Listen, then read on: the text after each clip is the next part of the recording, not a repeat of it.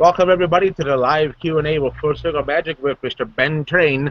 And for those of you who do not know me, my name is Dr. J, and I'm here to hopefully bring you yet another wonderful Q&A with yet another wonderful guest. I'm sure Ben will be. This is the way it's going to work, as it always does. Our members have voted on a number of questions to ask Ben, and we'll get through those first. And once we get those answered, we will open up the floor for more questions. And be sure, if you have any more questions, to post them on the thread for this Q&A on Facebook underneath the banner for this Q&A.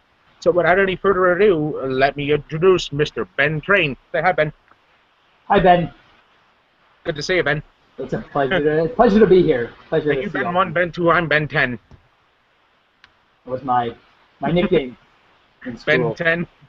And All right. more. All right, well, are you ready for first question? I'm ready. All right, well, the first one for you is when and how did you get started in Magic? So I got started in Magic. I have two different answers. So when I was 8 years old, I saw a Magic show at school, and I still have the document or the I don't know what you write in grade 1 or 2, but I have the article or the assignment that I did talking about it, and I hated the show, and I wrote like boo all over the paper, and I thought Magic sucked, and that was my first sort of experience. So I'm not sure at what point that changed for me, but when I was 14 years old, I was being tutored in math, and across from the math tutor was a Magic store, and I bought a trick called Cheek to Cheek, which allows you to do Triumph, but it's a trick deck. Half of them are face up and face down. It's cool. Triumph with a trick deck. And a week later, I went back to the Magic store, and the guy said, "Let me show you a trick." And he did Triumph for me. And I said, that was really good, but I know how it's done as a trick deck of cards. And then the guy let me keep the cards, and it was a normal deck. He had done Vernon's Triumph. And that was the moment I remember being 14 and thinking, I have to learn how this is done, because this is blowing my mind. And I never stopped learning and playing with it. Very cool. Is that both answers in there, too? Yeah, that's both. What was the other quote? Was that both answers, I think? Yeah, you answered. You said you had two different answers. Oh, different. Yeah, I started when I was 8. My first experience I remember in Magic was when I was 8, but when I fell in love, when I became serious about it, was 14. And actually, and this is, I think, applies to everybody, 16 was for me, but it applies to everybody at some point. 16 was when I realized I loved Magic. 16 for me was when I realized I wasn't buying Magic anymore just to own more Magic tricks. I was buying stuff because I really wanted to learn more. And that's when I stopped buying as many packet tricks, and I started moving into books and things where I wanted information, I wanted history, not just to say I own 50 different tricks. But in seeing kids that young, it's very rare to see such a passion for the history of the Magic, which, to my opinion, there's too much of a lack of that. Too many people don't respect the history of the craft and the classics of the effect, for that matter, but the focus on the tricks and the methods. They're not focused on the psychology behind it all, the why and the how and things like that. Yeah, you're leaving out an essential part of your study if you're leaving out history. And history, they say that we stand on the shoulders of giants. We rely on the work that came before us. So why would you not want to know about these luminaries, these people who moved us forward? And if you're not studying them, you're not studying their work, you're missing out on so much great stuff that's going to help you become way better than you are. Or way better than you could be on your own, I should say. So yeah, I think history, and I was lucky. For me, it wasn't so much an age thing, it was the people I was spending time with. And the culture that I grew up in, the Magic culture, is people were proud to know information about history. People were proud to study these classical works. We grew up with guys like David Benn and, friends of mine like Jeff Hinchliffe, and, we thought history was important. So if you think it's important and your people around you think it's important, I think kids of 13, 12, 11, they'll care. Exactly. Now, I got to ask you, you said you went to the Magic shop. What was your first Magic shop in that area? Did you first go to Morrissey's, or who did you go to? I went to Morrissey's. I love Morrissey's, but my first Magic store was the Browser's Den of Magic, run by a guy named Jeff Pinsky. And I have traveled all over the world now. I've been very lucky. Spent a lot of time in Magic stores everywhere, and the Browser's Den is still one of my favorites. And I'm not just saying that because it's my hometown store, and it's got everything you want. The books are on the shelves. They're not racked. Yeah. You can take them down. There's a table, a beautiful mahogany table with about 8 chairs around it. There's a close-up pad by each one. There are decks of cards on the table. You're encouraged. Sit down, grab a book off the shelf, go through it. The guys behind the counter, they can demonstrate the tricks. If they don't like a trick, they don't bring it in the store. you know, it's all the things that you want in a magic store, and that guy has helped me out. I still call the magic store when I have business questions or I have questions about magic. So it's a great, and everybody who comes to Toronto, if you ever want to go to the store, message me on Facebook. I'll go with you. We'll have a magic hangout. It's a great place. It kind of reminds me of my first magic store in Barcelona called El Rey de la Magia. That store had the same thing. They had the guys that could demonstrate everything they carried. They knew the ins and outs, ups and downs of everything. They had the cards on the table, the books on the shelf, and I vividly remember going in and finding a book. Oh, this is really cool. But then you look back up at the shelf like, wait a minute. What's that one? It's not the same book that was in front of it. It's an old hidden one that was archaic, and it's, let's take this one home. Nobody's going to know about this one. you know. Yeah, Denny Haney's is like that. Yes. And if you were lucky enough to see the old store was disgusting. It was covered in dust, filled with smoke, dirt everywhere. Yeah. No order to the system. Books, you know, but there was something cool about going in there, and you know, you digging through, and you never knew. You'd pull out a signed Vernon book or something. And the new store now is all the same great magic, but it's clean and beautiful. Oh yeah. So, plugs to two of my favorite magic stores. All right. Well, the next question, the official question voted for you is: did you have any mentors, or are you mostly self-taught from books? I always hesitate to answer that question because I have people I considered mentors, but we never, you know, officially sat down and said we were in a mentor-student relationship. Some people that I consider my mentors right now at this moment. One of them is Bill Abbott. Bill was, when I was 14, when I was 15, Bill took me under his wing, and he showed me magic. And I have one of my favorite memories now, it was not my favorite memory at the time, is he hired me for a show. And I showed up, and it was at his house, and he had invited all of his friends and family, and he forced me to do walk-around magic, and he followed me, and he would give me real-time feedback about my performances, and it was not pretty. It was brutal. And I talked about it in a set of lecture notes I put out, so there's you get a cool Bill Abbott lesson in there. Another plug. So Bill is one guy, but he's a guy I grew up watching perform. He taught me about performing. He taught me mantras like, you know, what the audience likes is paramount.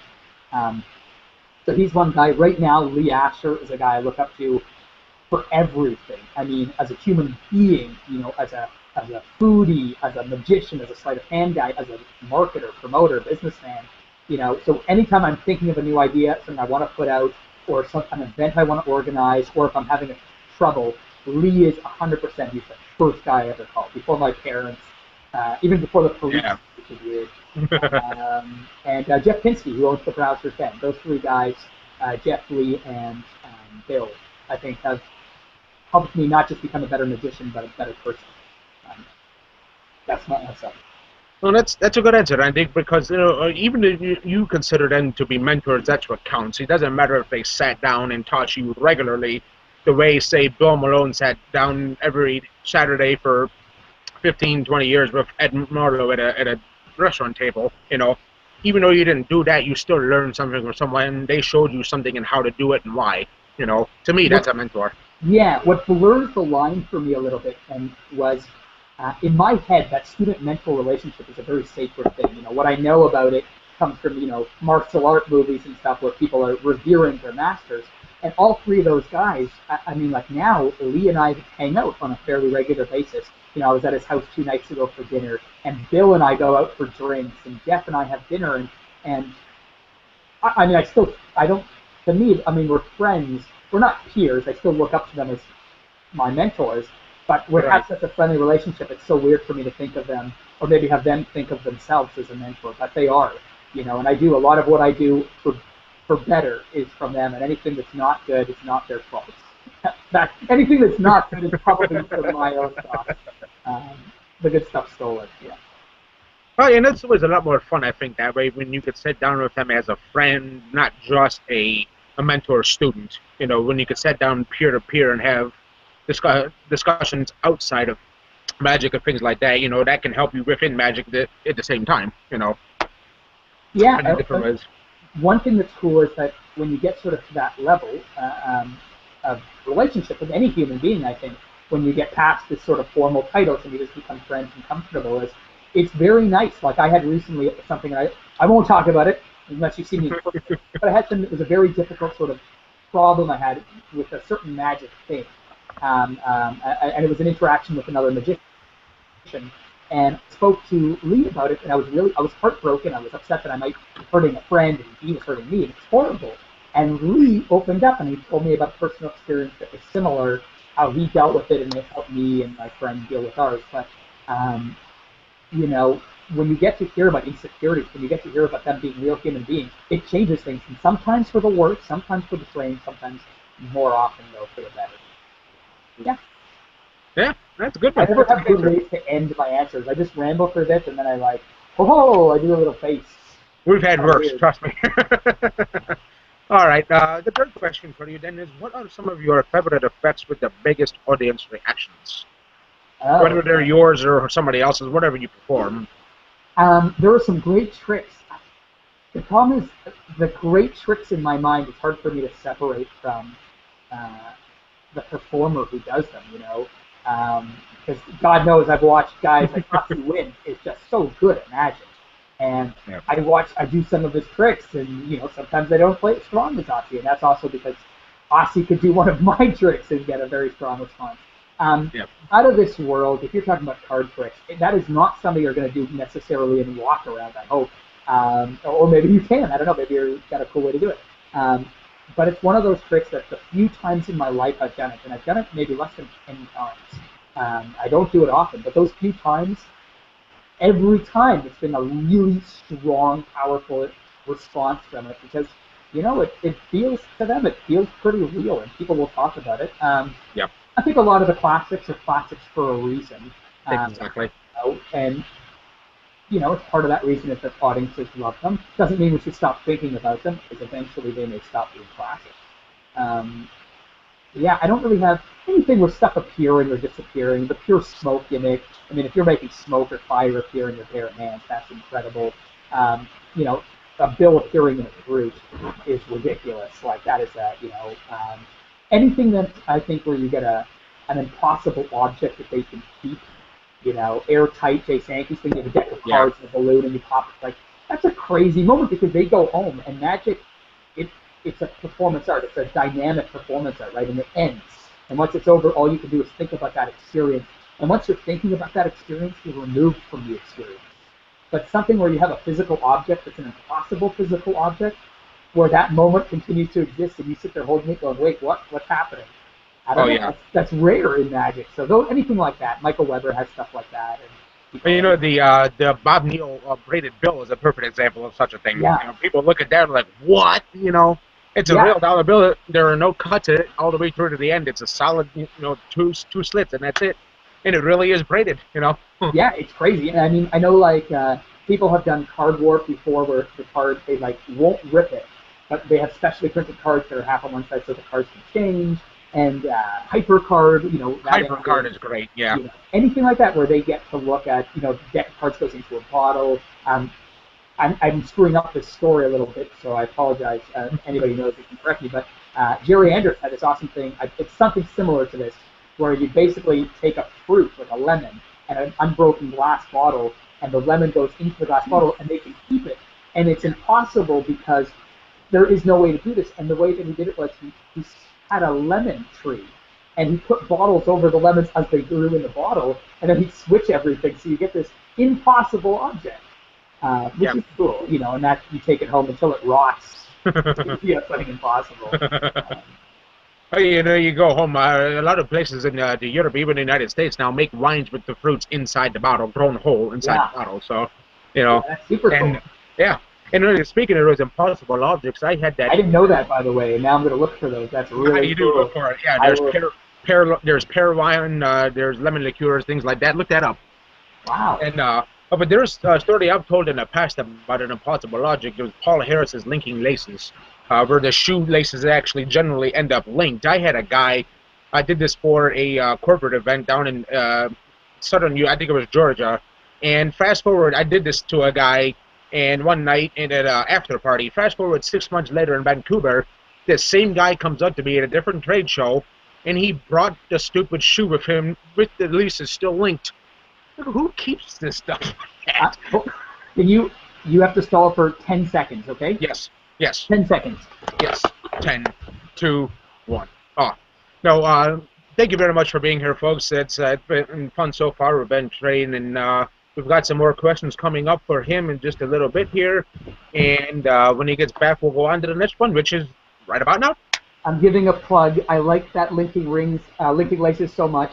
This is Bill Goodwin's linking laces. Yes. And I like it so much that this is the board, the cardboard board I made with my laces tied in, so I could practice it on people. Yep. Without having to have it. It's such a killer trick. Yeah, you link to, it's linking rings, but with their two laces. And Harley's Crazy 8. I tell you, it is a real killer. I mean, this guy literally kept the shoe from 6 months previous and brought it to me at the next trade show where he saw me. He's like, well, I'm like, are you kidding me? Really? That's great. You know? Sometimes people, they won't ever take off their shoes. Like, I met people with now their feet stink horribly because for 2 years they showered in their shoes, and that's not cool. That's terrible. That's Well, make you gag while you're trying to do magic here, just spew all over them. That's my out for most things. There you go. I don't Nobody cares if you find the card if you keep on it. There you get sympathy then. Yeah. Yes. Well, the next question I'm going to ask was... What's that? That's question 5. Sorry, continue. Oh, okay. The next question I was going to ask was actually towards the bottom of the list, but I'm move it up because it kind of fits. But the last one, do you perform a lot of flourishes or mainly just magic, straight magic? Do I perform a lot of flourishes? Oh, flourishes. Or just mainly straight magic? Yeah, I don't perform a lot of flourishes. Now, that's not because I don't like them. They are incredible. And recently, some of the videos I've seen, I'm playing with them again. I'm starting to get back into them. It's beautiful. When I was 16, 17, I remember going to a convention, and John Carney was on stage, and I did the 5 Faces of Sybil, the one that like 6-year-old kids are now doing. And I remember John Carney stopped to watch us kids flourish because people had not seen it. That was 12 years ago, 13 years ago. Now the stuff I do is, again, that's the best I ever got was 5 Faces. But I have some of the Dan and Dave stuff. I have a bunch of the different downloads that have come out recently from them. Every so often I see something and I just... Do you have any Devo on Schottenreich? Oh, on what? Devo? Oh, yeah. I know his stuff. I remember the Cobra cuts and things he had in the different challenges. Yeah, all that stuff. That and Cradle to Grave. I do not do flourishes myself because I subscribe to the Slidini principle that you want to make them think you're just doing the straight man. That's just my performance philosophy. But I do the Cradle to Grave from Devo to practice for finger nimble, keeping your fingers nimble to things like that, but never in public. Maybe occasionally at the conventions and that stuff. But yeah, I love that stuff, and I mean, it can add to the magic. Everything you do in your magic either adds or subtracts. So exactly. Flourishing is either going to make it better or make it worse, and that depends on you, the performance, the trick, the context, everything. But some tricks are improved by the use of flourish, some aren't. Vernon used flourish. Everybody uses flourish. I do flourishes, just not the stuff that, like, I fan cards, I spring cards. I do doubles, dribbles, and those are flourishes. They do simple cuts and things like that, and spider cuts. I think it's beautiful. I think one of the things, the way I'm in love with it again now because to my untrained eye, I'm not anywhere near as knowledgeable about the art as some of these young kids are now, the flourishing stuff. But we're seeing people experiment with speed, pace, and space in ways that flourishing didn't. Like, there was a big kick for a long time, John Tudor and all those guys. It was all about speed. How fast can I bang this out? And then the Bucks, they were doing this just beautiful, smooth, elegant. And now we're seeing these kids who are fast and then slow and then pausing and then space where it unfolds out and then up and then sideways and stuff is moving contrary to, it's really cool. So I love flourishing. I think it can add to the magic. I don't personally do too much of it, but that's a shortcoming with me, not with flourishing. There you go. That's a wonderful answer, and that tied nicely in with the last question there. So on with the next one, for that matter. Do you have a favorite brand or favorite brands of playing cards to work with besides the Blue Crown? The Blue Crown stuff is fantastic. The stuff that Conjuring Arts, the expert card playing card company, is putting out, everything they've ever put out is great. Yeah. I love Lee Asher 605s. I use them for a bunch of stuff.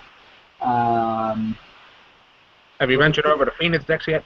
I've used the Phoenix decks and I love them. And actually, I spoke to someone about getting a whole stock of them. But yeah, they're great. For me, it's more unless the deck is truly ugly, like truly, and usually to me that has to do with the faces more than the back. I've used my little princess decks and my little pony decks. Like, I don't care. Oh yeah. As long as the faces look like a deck of cards, if it's fluorescent blue and the only way, if the hearts are golden and I don't know yet, but uh, yeah, a lot of guys. 311 Illusionist, everything they put out is really cool. I use older decks. I like studs. The Logger stud decks. I've always liked those. I love the Centennial decks. Those are beautiful. Yeah. Beautiful. I know that everybody sort of rags on the digits underneath the pips. I hate those too. If they didn't have those, they'd be my favorite deck put out in the last couple of years. Which is why I like the Contra and Art decks. They have that sort of antiquated look, but they're handled like better than most modern decks. Yeah, there's a bunch of. If it's a good deck, it's a good deck. I like playing with different decks. I have all over my house decks that are in different conditions and different qualities, and some of them are, And I have to say, you always hear people talking about brand new deck, brand new this, brand new that, every performance. And I personally, I feel that sometimes there's nothing better than a soft deck, much like soft coins. It's just molded to just the right way. It never changes after that. It's just so perfect. Yeah, if you're doing gambling material, you want a new deck. Most Magic stuff, though, I think is vastly improved by an old deck. So here's a tip for anybody who's watching. We were talking about this earlier here in the kitchen, some magicians were here. I like the feel of the old deck, but I don't like the deck that looks like it's a year old, with dirt and oils and stains. So what I do is I take a new deck of cards, I put the jokers on top and bottom, I put them in a Ziploc bag, seal it, and I put it in the microwave for a few seconds. Sometimes 6 seconds, sometimes 8 seconds. You're going to ruin a few decks experimenting with it with your own mic. But once you do it right, you pop it in for a few seconds, it comes out, it feels like a 2 or 3 year old deck, but looks that's beautiful. Yeah. That is beautiful. So try it. And if you burn your house and you get hurt, that's not my fault. I don't care. Just don't use cards with metallic ink on them, folks. Yeah, don't use metallic ink. And I don't know these new decks that are special. I don't know. Who knows? You know what? There are decks coming out of Taiwan and stuff. I don't know how they're going to react. I only did it with bites. And Corneos. So that's wonderful advice. I'm going to have to try that out. Yeah, try it out. It's weird. Don't ask how I came up with that. Well, sometimes, like the best ideas, they're just accidents. The booze told me. Yeah, well, just like the best of ideas. This is ginger ale, kids. I'm just joking. It's a little cooler. Just a little bit. But he is drinking. Dr. J is drinking booze. That Coke can is filled. It's moonshine. He made it in his tub. Okay, let's see. Next question is, and I what is your creative process like when coming up with a new effect or routine, and how do you select what to combine into a routine? It's a hefty question. That is a hefty question. I look for inspiration everywhere. It's so hard. It's because it comes to me in different ways. I've never considered myself creative. Not with a deck of cards. I've never felt creative with a deck of cards. And it's funny to think about this, but I think part of the problem is I'm so ingrained with the old school way of thinking that anytime I start thinking about a card plot, the first thing that happens naturally is I think about every source I can think of and every person I can think of who's worked on it. And next thing I know, I'm deciding between, like, do I want to use Marlowe's version or do I want to use Stuart Zane's version? Yeah. Use this slight from Buckley or this slight from Byrne, and I'm not creating my own stuff. Now, there are philosophers, Hume said you can't just come up with something brand new. Like try to imagine something that you've never experienced. You can't do it. And he says, well, what about a golden mountain, right? You can imagine a golden mountain, but you've never seen a golden mountain. But you're just imagining golden mountains, both of which you've seen. So everything I do magically, I'm just combining ideas. I feel creative when I'm combining ideas that come from outside of magic, and that's what I'm working hardest on. And my inspiration, the process is now this. This is my long way of saying it. I go out, and if I see something that makes me pay attention, that keeps me interested, or makes my heart skip a beat, I'm trying to find a way to do it. So, one of the things I actually was talking to a friend about last night was I'm thinking of contacting a few of my closest friends and asking them to describe a situation in their life that's been most memorable to them. And I'm going to try to come up with a trick based on that, and something weird like that, something that I look for paintings, I go to museums, art galleries, I meet women, I go drinking, I go hiking, canoeing, whatever, anything that makes me think like, I wonder, I have a trick where you take a marshmallow and you put it in your hand and squeeze, it starts to smoke and it becomes a burnt marshmallow. Very nice. It's so stupid. The method is this, and you got to burn a marshmallow, put it in the freezer, otherwise it'll lose its form in your pocket. And then you also put the automatic smoke, the sticky stuff. So you put some on the base of your hand. So you take a clean marshmallow, you have the other one in your hand. You do a shuttle pass. I don't know what the camera is, but you do a shuttle pass of one. But now they have the burnt marshmallow. You take out a lighter, you start to hold it underneath, and while you do, you rub, and it starts to smoke from your hand. And then you open it up, and it's got a burnt marshmallow, and you can give it a. That's beautiful. And the tips for the other one comes from. Anyway, stupid trick, but it came from being camping, right? And I was thinking about, I wanted to roast the marshmallow, but I didn't want to use a stick. I wanted to hold it in my hand and put it in the fire. And I have a version of that too now, where I take a piece of meat and I put my hand in a fire and I cook it to any temperature they want.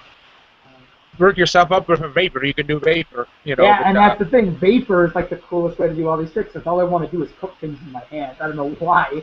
You just sit there with the unit and turn it on and just watch it. Yeah, you take someone's cell phone. You say you want to see something cool, and it starts to smoke. Yeah. People freak out. Hey, does your cell phone happen to get hot a lot? Just put your hand. Yeah. Get it off, get it off. Go to McDonald's. You order a coffee, you just hold it and just start screaming. Go to a church. I've done that. Take the Bible and the shirt. If you're Jewish, when you're on the bima in front of everybody, you pick up the Torah and you start smoking. No! I'm going. You put yourself out on the street real fast with that. Yeah, that's right. That's why I'm not invited to places of worship anymore. Well, I don't know why we didn't get to Mrs. Rosencrantz's birthday this year. All right, the next question for you, and I will actually go back and add on to that and attest to his sourcing a lot, because the very first effective Benz that I ever bought was his the Bold Assembly, which is a very, very, very nice one. I do use it a lot with cameras on stage for projection and things like that, and it works very, very, very well. Oh, thank you very much. And I have a whole bunch of ideas for it, so I will write them up and send them to anybody who wants them. Oh, it's awesome. Yeah, folks, check it out. I know it's available from VanishingInkMagic.com. Yeah, Vanishing Ink, Blue Crown, and Vanishing Ink, Blue Crown, a few other places. Yeah. Thank you for purchasing it. You bought me this classic ginger ale. There you go. The next question, going kind of along with the last two, or double combined one, is what is the most difficult thing about creating events? Creating something worthwhile is the most difficult for me. Creating magic is easy. Creating anything is easy. Anybody who tells you otherwise is lying to you. Creating is easy. Creating something worthwhile and meaningful and valuable and good, that's hard. I mean, I can look at any two things. I have in front of me cotton candy and whiskey. I could mix them. Yeah. Creativity is one of the definitions I use for creativity. See if I get this right with all the key points. Is it's the intentional generation and implementation of novel ideas, and all four of those are important. So it has to be intentional. If I accidentally mix chocolate and peanut butter and realize I have a Reese cup, I don't know how creative it is. It takes creativity and foresight and knowledge a little bit to recognize you have something good, but you intentionally work on creating something, you come up with something novel and new, you put it into practice. It's cool that you wrote it in a notebook. If you've never done it, it's never been tested, I don't know, just don't worry about that. And then it's good, something valuable. So for me, it's coming up with something that's not just another variation for variation's sake. I joke that my Triumph is called Triumph version 136 or something like that. And it's a joke because I have so many versions of Triumph, but I don't think the other ones were worth releasing. I mean, they don't add anything new. How many times have you heard that old complaint, oh, not another three-fly? Yeah, exactly, and I'm pumped. Anytime someone comes up with something new that moves it forward, and, that's awesome. And most of the time it doesn't happen. My answer to sort of the creative process is there's a documentary called Every. I think we lost the video and sound here for just a moment, folks. Please wait for it to catch up here for just a second.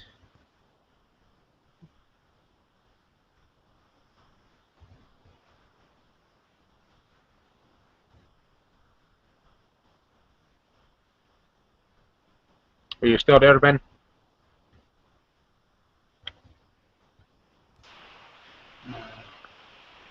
Are you still here? I can see you. I can hear you now. Can you hear me? I can hear you.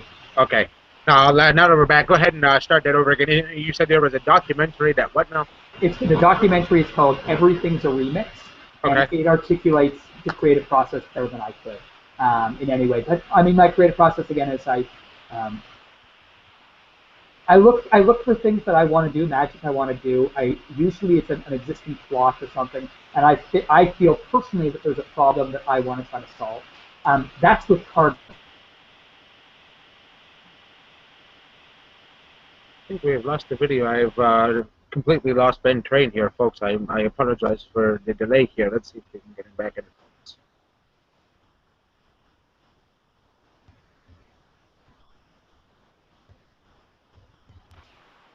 Back. Can you see me? I can hear you now, Ben. Are you back? Yes, I'm here. Lost your complete feed for a minute there. Sorry, I forgot to pay the bills. Shame. So it's called Everything's a Remix. See the documentary; it's great. And you know what? Here, I'll mention just a couple cool documentaries about art. Jarodowski's Dune is in theaters right now. It's incredible. See it. Troll 2, the making of the worst movie of all time, something like that, is awesome. Yes. People versus George Lucas is awesome. And those are recent ones. But yeah, my creative process for cards is I take an existing plot and something that I love, and I try to solve problems that I think exist. With non-card magic, which is where I think I'm actually a little bit creative, I have no restrictions. I will blurt out anything I have in my notebooks, and I kid you not, I take a seed, I eat it, I start making weird noises, I push on, and then a little purple bubble starts to grow out of my nose, and it grows and grows and grows, and then I grab it, and it's a plum. And that is a trick in my notebook. So, no restrictions. Just be as creative as you want. I don't know if that was a good answer. If now I sound like I'm insane. Yeah, that was a good answer. I like that. And I would tend to agree because when you create something from magicians, especially when it's a variation, it has, no matter how original certain parts it may or may not be, it's very difficult to tell whether it would be useful to someone else. Yeah, and that is hard. Is recognizing. I have certain moves that I've adapted because of my hands are different sizes.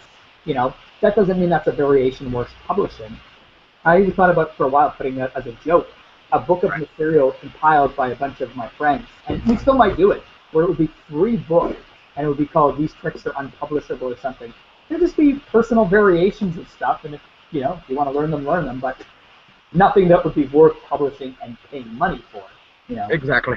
But All right, work to, that's not very good, so we haven't done it yet. Excuse me. The next question for you is: outside of magic, what is it that inspires your magical creativity? Everything. I just started painting. I'm really bad at it, but I just started. I play basketball. I used to play in school. I've done a little bit of martial arts. I wrestled in high school. I just ran my first 10K this summer. I was slow, but I ran it. So, I love movies. I have a projector in my house so I can watch movies pretty much every day. Very cool. I read an awful lot, and I read everything from early philosophy to 18th century Russian literature to Archie comics. Everything. I mean, if it's something I haven't done before, I'm probably excited. I mean, if it's not going to hurt me or somebody else, and if I can afford it, then I would do it. I hike, I go camping, I go to hotels, I go anywhere. And it's one of the reasons I love magic so much is that it's allowed me to sort of meet all these different people, interact with them in such a cool way, and travel and do things I would never have done before. I mean, I don't know how much traveling I would have done if I wasn't in magic. I don't know how many cool people, I've met girlfriends through magic, I've met my best friends through magic, I've met people who I consider family through magic. My favorite places in the world I've gone to because of magic. So everything inspires me, and I let magic sort of. Oh, that's a good answer. And yeah, All there. my answers are good answers. Well, they are. They are. No, that one was horrible. I take that back. Forget it. I have people writing for me. I have Jewish people over here, and they're writing answers for me.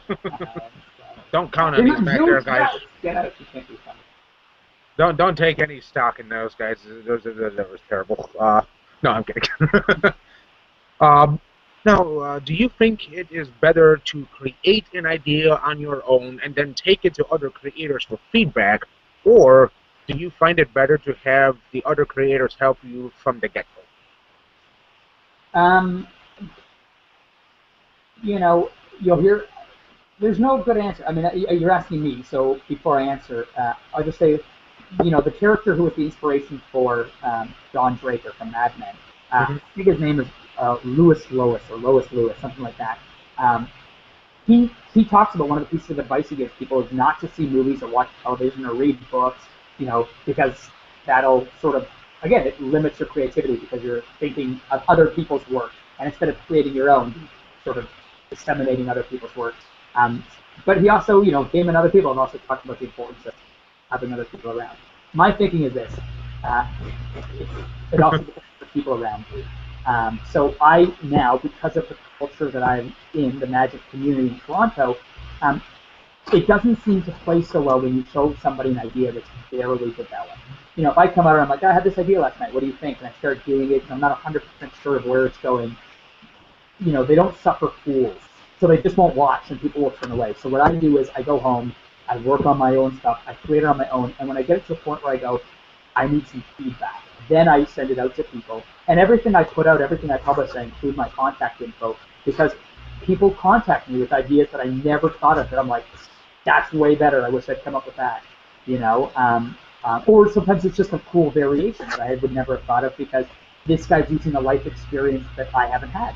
And there you go. Come up with something. So I love jamming. I love sharing magic. My favorite thing in the world to do with someone who isn't a woman is lecturing for magicians and sharing ideas.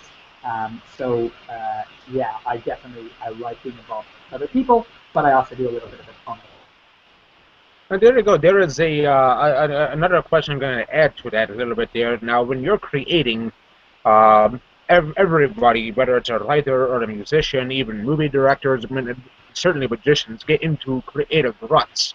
Everybody has that plateau at one point where they're just going and going, and they can't seem to get anything out. Do you have any advice to other creators out there that get stuck in it, right, on how to get out of it? I quit magic when I was, I think, 18 or 19 for almost a year, and it was because magic stopped being fun. I hit that wall, and it wasn't so much the creativity that stopped for me. It was when I first started magic, I knew nothing, and then after my first day, that is a huge exponential growth. And every day, as I learned more, as my body of knowledge sort of grew, the amount that I was learning was less, the percentage, And then there were days where I didn't feel I learned anything new about magic, and I got frustrated. I didn't feel I was growing, and I quit. And what brought me back in was Magic Camp, Sorcerer Safaris, run by Mike Siegel and Mike and Jen Siegel. I'll talk about that camp for a little bit, but then you don't have to go to that specific camp. But for me, they've created this summer camp where the kids who were coming reminded me why I love magic so much. These kids, 12 years old, had a notepad, and you'd say something, and they were writing down notes. They were bringing decks of cards to the water, and they'd be swimming with a deck of cards, over their heads, trying to practice stuff. Every night the kids were excited to get back to the cabin so they could jam. You couldn't get them to go to sleep because, and then they wouldn't sleep, and they'd wake up early the next day because they were so excited. Yep. And I couldn't help but leave, and that was every summer. And at the end of the summer, I'd go to that, and it would just rejuvenate me. I love that camp, and I think everyone should go. If you can't, for whatever reason, or if you, so look it up at least. Conventions might be that thing that does it for you. A great magic hangout, something that makes magic fun. And that's what brings me back into it. If I'm not creating stuff, absolutely happens. I just go back to my magic books. I go back to my magic DVDs, and I just go through. I'm reading right now. It's underneath my table. I'm reading 52 Memories, the Jack. Oh yes. Book. and it's a great book, and I have magic all over my house. And when I'm not creating new magic to learn, I go back to these guys and I learn their magic, and then I try new tricks on my audiences, and I go, oh, I forgot this one. It was so cool. I forgot this reaction. And then it starts inspiring me. And sometimes I'll start reading a trick from a guy, and I'll stop partway through, and I'll say, okay, I have my own idea. And I start just developing something, and I'll develop it for, a couple hours, and then maybe I'll finish reading his thing, and I'll see, was I coming up with something brand new? Was it something totally different? Did I just reinvent his trick? And you know what? Sometimes reinventing is a waste of time, but sometimes it's a process, and you learn. You learn about crafting magic and constructing magic. Mayhew told me once he was disheartened for a little bit when he first started creating magic. Because he'd come up with something cool, he'd show it to Tyler Wilson, and Tyler, who's very knowledgeable, would say, well, it's in this book. Mm-hmm. And at first he was upset. He's like, I can't create anything. And then he thought, well, hold on. At least I'm on the right track, right? If I am been in magic 3 years and I've recreated a Di Vernon masterpiece, or whatever, that's pretty cool. If you on your own recreate Triumph, that's not a waste of your time. That's pretty cool, And that's all just a part of the journey to who you eventually become as a magician, as a 100% creator. Yeah, 100%. So yeah, I whatever the question was, that was my answer. Well, it fits. Yeah. Do you want me to reread it to you just so you know what you answered? No, I trust you. Okay. Edit in whatever question you want. Now, the next question is, I'm kind of combine the next two because it's sort of the same thing, but two sides of it. How do you market yourself as a creator versus marketing yourself as a performer? Are there any differences in the way you do it? I'm a bad person to ask about that because I don't. I don't have a successful enough career in either that I would want to do that. So for me, I use everything I do sort of as my accolade. So if I'm booking a lecture tour, I do mention that I perform regularly, and I've done stand-up and close-up and walk around for different corporations, and I let the magic clubs and organizations know, hey, I have some sort of credential in the real world. And for other places, I say I've been published in every major magic magazine, I've lectured all over the world, and that gives me sort of a level of prestige. Lay people think, oh, I'm teaching magicians, therefore I'm good, and magicians think he's working, therefore he's good. The truth is you can lecture and work and do crap, but I do use both. So I don't distinguish between the two, and anytime I'm trying to work on a project, obviously, if I'm trying to do some creative consulting, I will emphasize the creative work I've been involved with over some of the other stuff, but, I include it all. So my website doesn't distinguish between it and my promo material. And my business card doesn't say magician, it just says my name and my phone number. It just says what? It's just my name and phone number. In fact, I'm working on a minimalist card that it's stupid, but it's 100% white with nothing on it. But when you hold it up to the light, you'll see my phone number. But that's cool. It's cool, but again, that's something like David Blaine or Copperfield could do. Because I'm not at a level yet where I say, you have to work to give me money. I'm not going to release a trick and say, the only way you can buy my magic is if you answer these 10 questions. No, you're just going to say, I'm not going to buy your magic. So, I would never tell a client, yes, I'll do your kid's birthday party for $30, but you have to figure out how to call me. Here's my business card. And I will do your kid's party for $30 in case anyone's watching. There you go. Don't. I won't. I don't hire you for that. I'll do a terrible job. All right. Well, the next question is going a little bit back to that creation thing. The biblical. Since you have done some creative things in the past, what advice would you give to those who want to have their creations produced and/or marketed? Now is the best time in history to get good ideas published, and here's why. Every one of these companies. I don't want to say this in a way that'll make anyone angry at me. Every one of these companies, and I have my own company, so I'm saying this about me too. We live off your life force. We're like vampires. Theory 11, illusionist, blueprint. Like Harry Potter sucking on the unicorn blood. Yeah, we need that. These companies can't put out awesome magic if you don't give them some awesome magic to put out. So they are desperately looking. Every website has a submit an idea. Everybody wants to see tricks. I have people ask me on a regular basis, I have an idea. I want to send it to Blue Crown. Can you put in a word in for me? No. Just send them your idea. If they're like, this is an awesome idea and we will make money off it, and it's good for magic. I hope they also ask that question, but they will put it out. Like if you brought me and my company Vapor, I'd be out of my mind to say no. If you have an idea like Vapor, come to me. I mean, I'll put it out. Now, the companies, we give you something of value too, right? We give people, and my company, what I'm talking about for those interested is 5academymagic.com, and we just put out, I don't have any near me, but a series of unfortunate effects. Oh, that's a wonderful DVD, and if you don't have it, folks, get it. You will love it. Which is a really cool project. It was a full-length feature film that also teaches magic. So it's a story about two boys, me and Chris Mayhew, or men, who go on a sort of a journey to discover one of magic's oldest secrets. And along the way, they're dealing with like enemies played by Bill Abbott. They're dealing with like a guy who's like a mob boss played by Lee Asher. We have Jeff Hinch, Glenn West. There's tons of great magicians and stuff in it.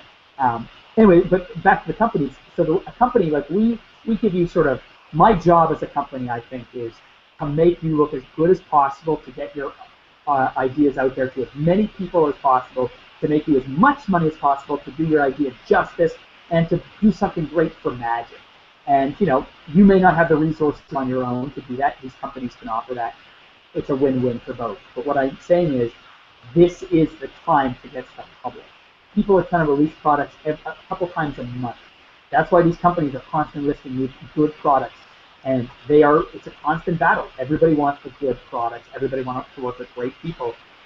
So if you have a good idea, work with one of these companies. They're there for you. But also know that you are giving them something of value. Because I've heard a few people, and this happens on both sides. Don't think that because you're the creator, you somehow are, don't be a prima donna. You're working with these companies. It's got to be a mutually beneficial sort of interaction. But also know that, the companies, they're also benefiting from this. Both of you should benefit. So if the company says, we won't pay you, but you get exposure, I think that's crazy. If you have either you have an idea that is worth them giving you money for, or you have an idea that shouldn't be released. Unless it's a magazine or something, unless you really, you do want that exposure. But if you're releasing a DVD and they're going to be profiting off it, get some money from it and make it work for both of you, and for magic and for your audience and your fans. And after all, you have nothing to lose by asking. Yeah, nothing to lose. The worst that happens is it's like asking out a girl. Like in high school, that's the worst, most terrifying thing you can do. Now, as an adult, once you hit the age of 20, or whatever it happens for you, you realize the worst they can say is no, and you're no worse off than you were before. You come up with an awesome trick, do some research, contact some people you trust, see what they think, see if it's out there, and if it's not, if people think it's a great idea, send it to a company, and if they love it, and they'll market it, maybe you'll have a winner. There you go.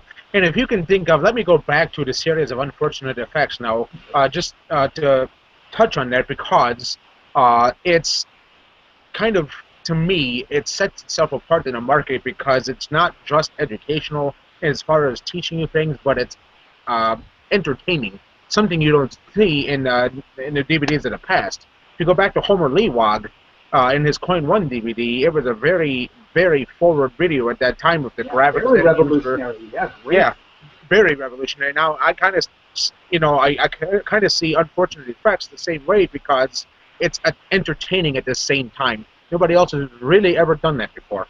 Yeah, I mean, credit to Lee Asher, who put out Five Card Stud, which it has a plot, but it's, a different kind of plot. I think that, Mayhew, who wrote the movie, he had a very different vision in mind than Lee. But Lee's is great. Lee's is a story of a secret agent. And, sometimes it's ridiculous, like someone pulls a gun and then he produces 4 aces and the gun gets knocked out of his hand. Yeah. It doesn't make sense, but it's an awesome, fun project. Hit the Road. Hit the Road was one of the inspirations for me and also for Mayhew. We wanted you to be part of the magic process because magic is about more than just learning tricks, right? Magic is about performing. It's about interacting with other magicians. It's about travels. It's about stories, experiences. So we wanted to take you on an experience where you're coming along with us as we're learning tricks. You're coming along with us as we're fighting and bickering, as we're laughing together, as we're getting food, as we're learning tricks, performing tricks, practicing tricks. You're part of this journey. And we had a screening. And if you go to 5academymagic.com, I have an Academy stage, which is my blog. And you can see photos. We had a public screening. We rented at a full movie theater, Review Cinema. We had people coming off the street, lay people who just bought tickets for this movie, and as well as tons of magicians. It was very well supported by the Magic community. We had about 150 people there watching this movie on the big screen, no explanations, the layman cut.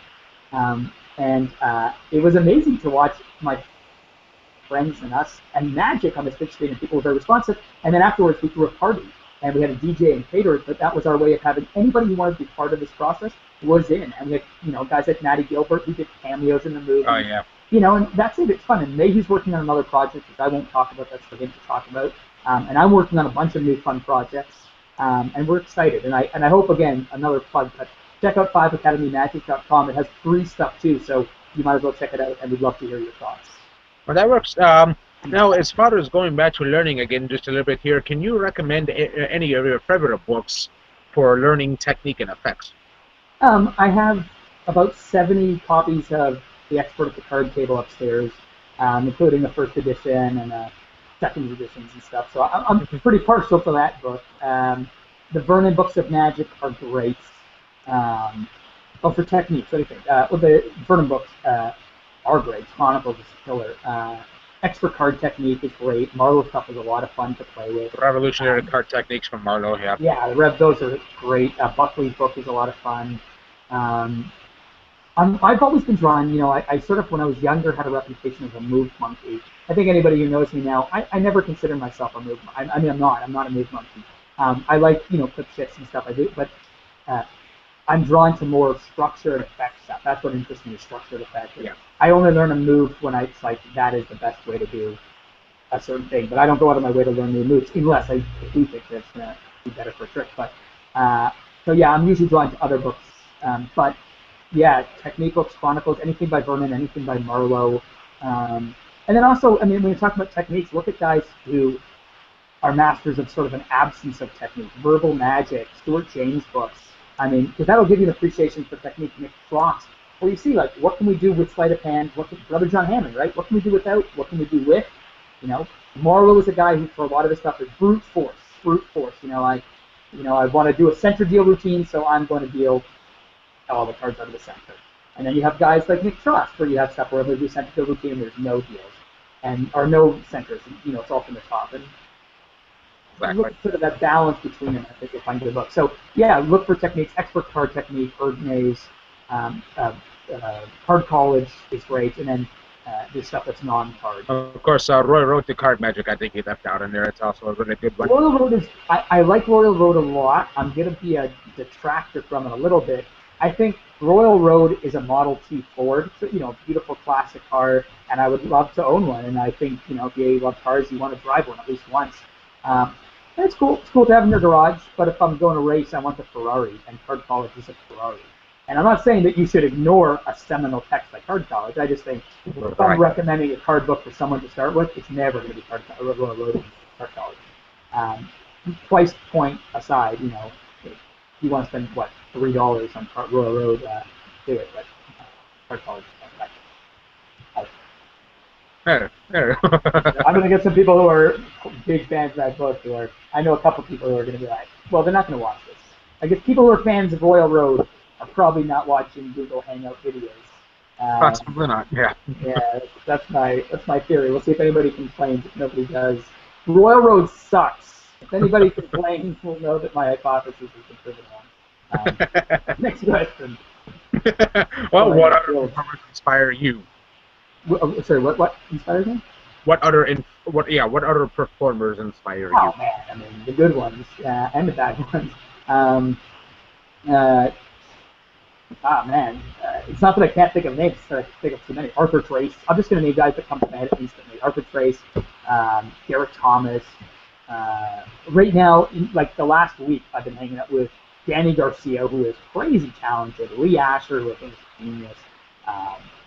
A great performer. Bill Abbott, I love watching on stage. Bill Malone, I love watching. I love watching old Copperfield videos. David Blaine's most recent special was a work of a masterpiece of magic and filmmaking. I think it's great. Ricky Jay, The Sword of Destiny is on. It's on Facebook or on YouTube. Such a good performer. I love that dude. So many guys. Check out his exclusive card coterie. Oh yeah, I mean he's beautiful, right? And that's I would never do that trick. Straight out of Erdnase. Yeah, and I would never do that trick. To me, that's Ricky's. You know, to me, that trick, it was written in 1902, and that is now a property of Ricky Jay's. I would never do, and I learned the exclusive pottery with the presentation, but I would never do it. That's Ricky's piece now because he was the guy to me. But yeah, Ricky Jay is one of those guys. Who else? Just blows my mind. Aussie Wynn blows my mind. I sometimes hate watching Aussie perform because he's almost demoralizing. You know, like he's so good. I'm like, man, what am I doing with my life? I'll carry your bags, Aussie. This is that time. Well, it's like Michael Finney said when he first got into magic. He was doing birds and doves and things like that, and then he saw Lance Burton. Yeah, and he let his doves go and go find Lance, get a new life. Yeah, you know, and there are people. This guy's not a performer in the traditional sense, but the first guy who made me sick to my stomach with how good he was, and I remember being like, I felt physically sick, was Steve Forty. And I was 16, and I'd been doing card magic for 2 years, and I knew virtually everything there was to know about card magic, or so I thought. And then I put in those videos, and they were VHSs at the time. VHS was king once, folks. Yeah, man. I mean, those tapes, like I'm getting giddy thinking about them. I have 2 copies of the DVD set. I have all of his books. I mean, the guy. But I got to meet him in person 2 years ago. Ooh. And I was scared because I've had heroes who have let me down and also heroes who have lived up to my expectations. But this was a guy, it's like meeting Michael Jordan if you're a fan of basketball. Like this was a guy who could not live up to my expectations. Like Jordan, when he played, if he didn't score 40 or 50 points in a game, you know, if he had a pedestrian game by his standards, people were disappointed. 25 points. Who cares? And 40 to me was a god with a deck of cards. And he picked up a deck of cards and he apologized that he was out of practice. And my heart dropped and I was like, don't break. And he was better than I thought. Like I don't know how it's possible because I was anticipating perfection and he was better. And I had a dream in my head many years ago that I would save up $10,000 and I'd go to Vegas and play Steve 40. And I knew I'd lose the money, but I'd watch him cheat me. It'd be worth the money. And I realized 2 things now that I'm older. One, he would not cheat me. He would just beat me on the square because he is a much better player at every game than I will ever be. But also, if he cheated, I would not see it. It would be a waste of $10,000 because there's no way I'd catch that dude. Everything he did, and the closing, the piece of resistance, I didn't ask him to do anything specific. And he was the way that if God exists, that he would be like Steve 40 because Steve has every reason. I don't know him well enough. Mr. 40 has every reason in the world to be egotistical. He is maybe the best card handler who has ever lived. You know, with everything he does. I mean, and he was so humble and unassuming. And I did a magic trick for him based on one of his ideas. And I was shaking so bad I could barely shuffle. And he was so gracious. He loved it, you know, because he doesn't have to put on the airs. He doesn't have to front. He's the best. He is the best. He doesn't have to tell you. Jordan doesn't have to score 25 points. He just has to win the game, right? He doesn't care how he does it. He has nothing to prove. He's the best. And it's just one of those. He's just one of those guys like Bill Malone and can do so much for what they're doing without even blinking and thinking about it. They're just going and going and going. Yeah, and Bill Malone is another one of those guys because you know Bill Malone. He's like a carnival barker. That guy. He just doesn't stop. Yeah, and I thought Bill Malone was good, but not. I mean, he's a good performer. He's a good party. He's not great. You know, doesn't have a case. No, Bill Malone is great. He is out of this world. Of course, he's not doing some certain hard things on those tapes. They're not designed. I saw him sit down and just do some stuff, and I was like, you know, I have to leave this table. Like, I don't deserve it. Like, not that I thought I did, but, you know, some of these guys are, you know, almost demoralizing. You watch someone just unbelievable. I think put your cards away. There's nothing possible. Yeah. There's no way I can get close to that. Put it away. Yeah, you know, it's like not wanting to start a fight near a UFC match. You know, you're like, I'm not in a weight class. So yeah, it's pretty cool. Again, that's the answer to that question. Very cool. Very cool. Now, how much do you practice and rehearse?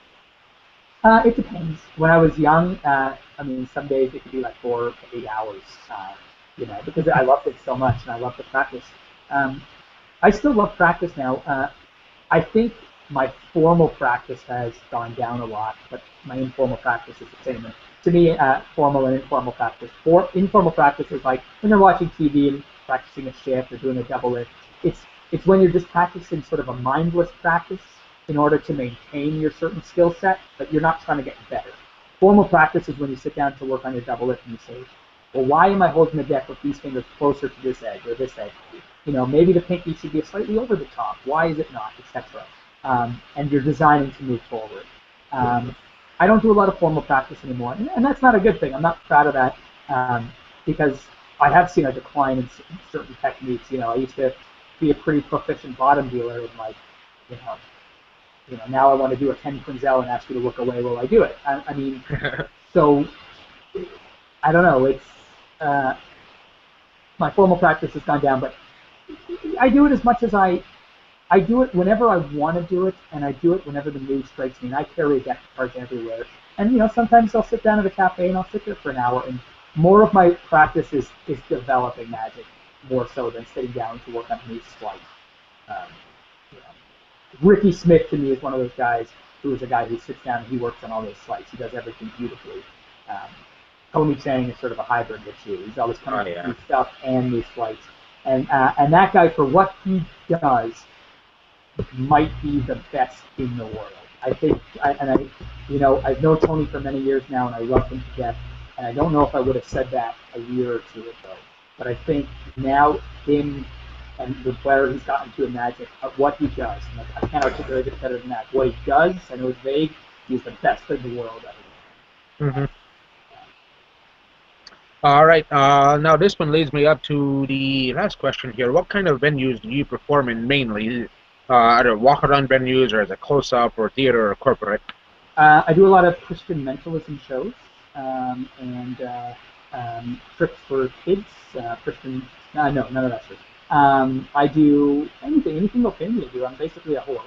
And if they'll pay me and I think I can do a good job, the only time I won't do a show is if I don't think I can do at least a good job of it. Unless it's a free show, and then I'm working on the material. But, I do walk around.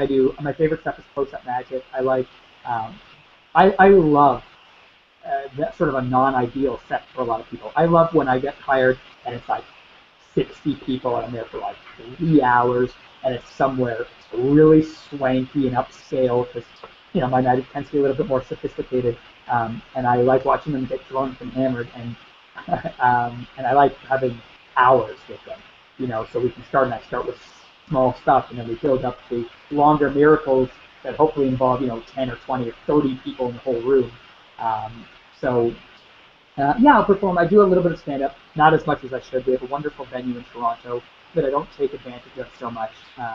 But I do the occasional stand-up show. I'm working on 2 new stand-up acts. I do close-up magic a lot. That's my bread and butter. And then I do a lot of lecturing now. I lecture on magic and I sort of flow with it. Very good. And that's my favorite thing to do. If they have to ask me what my favorite gig is, it's creating magic consulting for people or lecturing. There you go. I have one more question coming in here. It says, this is from James Schneider. What is your favorite pulse shuffle to use in your performance? Derek Delgadio's the Truffle Shuffle. In the hands, Derek Delgadio's the Truffle Shuffle it's insane. And I'll tell you why it's insane. This is what it is. You take a deck of cards, and nothing was like this that I know of in the history of card magic. You take a deck of cards and you legitimately ripple shuffle it together. Then, with the cards still weaved together, you begin to cascade the cards. They see the waterfall, and then there's no strip out or anything that has to be done afterwards. That's what his shuffle allows you to do. That's pretty crazy conditions. I love doing. I do a zero. I love doing a strip out. I do, and I played with Carlisle and Daly and Vernon's and Marlowe's methods. And I love false shuffle work. I do some of the Dad Stevens false shuffle stuff. But Derek Delgadio's, because most performing situations I'm in, I'm stand, whether it's on stage or whether it's close-up walk around, I'm usually shuffling in the hands. So Derek's is just, Uh, Derek, he will be remembered for a very long time for that 1 year. Right? Magic is just. all right. The next question is also from James. Can you give some advice on how to transition from one effect to another using a single deck of cards? That's a good question. I mean, that's a very hard one. Transitions are the hardest thing, I think.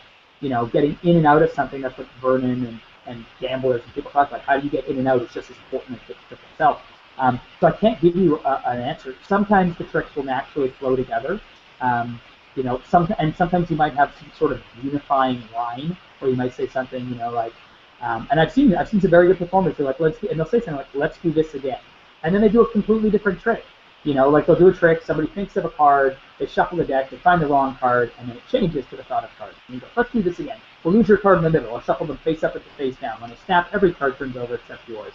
You didn't just do them again, you did a different trick, but it feels, I mean, there's tricks like that. There's lots of things. Right. For me, again, I like those venues where I have a lot of time. The one complaint I get, I do pretty well doing walk around restaurant magic, table hopping, and I like it, but I don't do it often. And the only complaint I ever get when I work is that sometimes the owners will say, we love him, he's a great magician, everybody loves him, he takes a little bit too long to the tables. And that's because I like a slower performing style, and I will interact with people. So sometimes my transition will be, I will interact with them in a specific way that I know will get me to where I want to go. And other times I have a lot of card magic or other stuff that I can do. So I'll just talk with them, and as soon as they say anything, any trigger word in my head, that leads me to a trick, and we can go. Yeah, there you go. Now I know that was the last question we have here. Now let me ask you a couple of more here.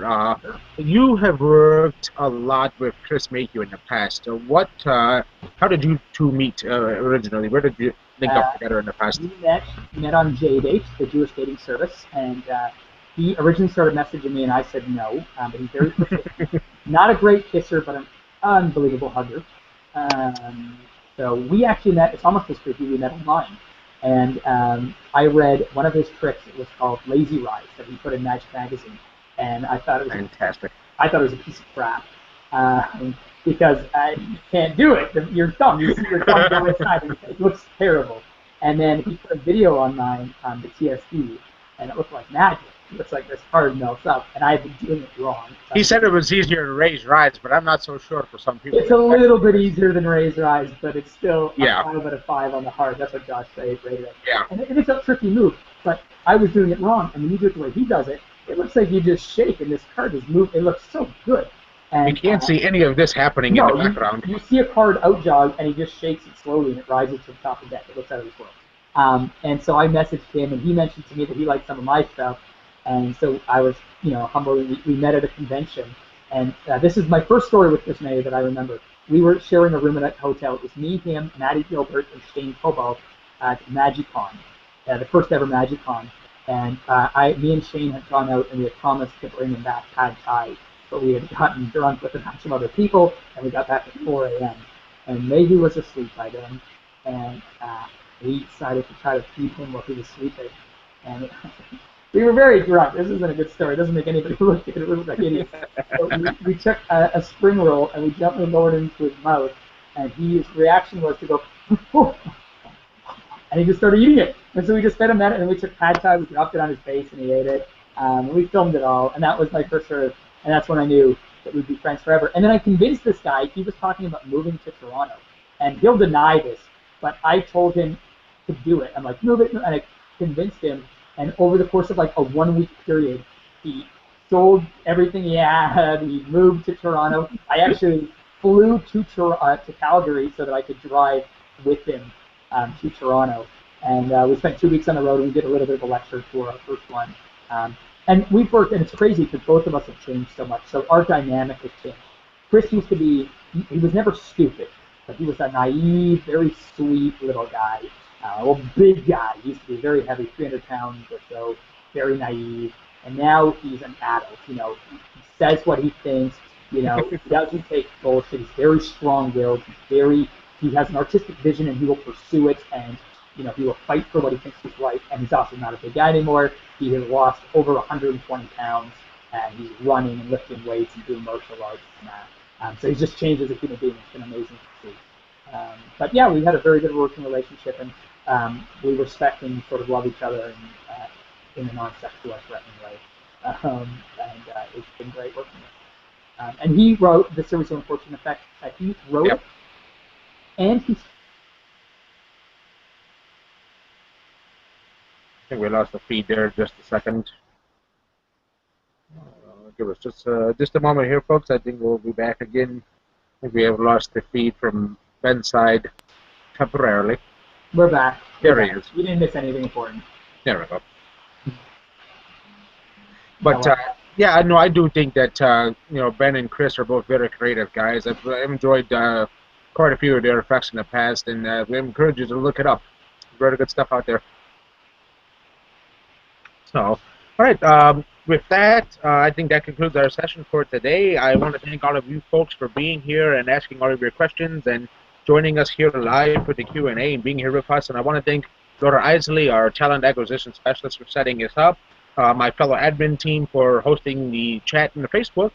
And I want to also take a quick moment to give a quick shout out to Mr. James Schneider. He is one of our Full Circle Magic administrators. And all of those wonderful flyers you see for each Q&A, James compiles, composes, and puts those together himself. And great job. Really, really nice. And he has a graphic design company that does business cards, graphic design, web pages, logo design, that kind of stuff like that. So if you want more information from James Schneider, go to www.jschneiderdesign.com and check out his stuff. And then, of course, last but not least, you can learn more about our very special guest, Ben Train, by going to www.bentrain.ca. I suggest, though, if anybody's interested, 5academymagic.com. And also, just before I go, I wanted to say thank you guys so much for watching and for hanging out with me and all of us. And if you have any ideas or anything you want to talk about magic-wise, let me know. I'm not just talking about, I have a company that can produce your ideas. We have a whole bunch of cool stuff on the way from some really cool guys. But even if you just have some stuff that you're like, you know what, I don't want to sell this. This is just a trick I'm working on. And I'd love to chat with you. I'm on Facebook all the time. If I don't respond to a message, it only means I didn't see it or I saw it but forgot to respond. Just shoot me another one. I will chat with you. I don't Skype so much, but I will hang out and we'll talk. And thank you guys so much for coming out. And thank you so much. You were a great interviewer. Well, thank you very much. And I will thank you very much for being here and sharing your time and your thoughts, your ideas and knowledge and passion for this art that we all share. Thank you very much for that. Cheers to all of you. All right. Salute. And for the rest of the viewers, be sure to join us again on Tuesday, June 10th at 4 p.m. for the live Q&A with Adam Wilbur. That is 4 p.m. Eastern Standard Time, 8 p.m. Greenwich Mean Time. Yeah, he's great. He's a creative consultant for Illusionist, really smart guy, really cool stuff. Yep. Yeah, see him. Adam Wilbur, what time? So I say Tuesday at 7? Yeah, Tuesday, June 10th at 4 p.m. I will be there. Yes, right here in the same place for that matter. Okay, my cat is throwing up, so I'm going to go. Absolutely. Enjoy the rest of your week, folks, and remember to comfort the disturbed and disturb the comfortable. Have a great week.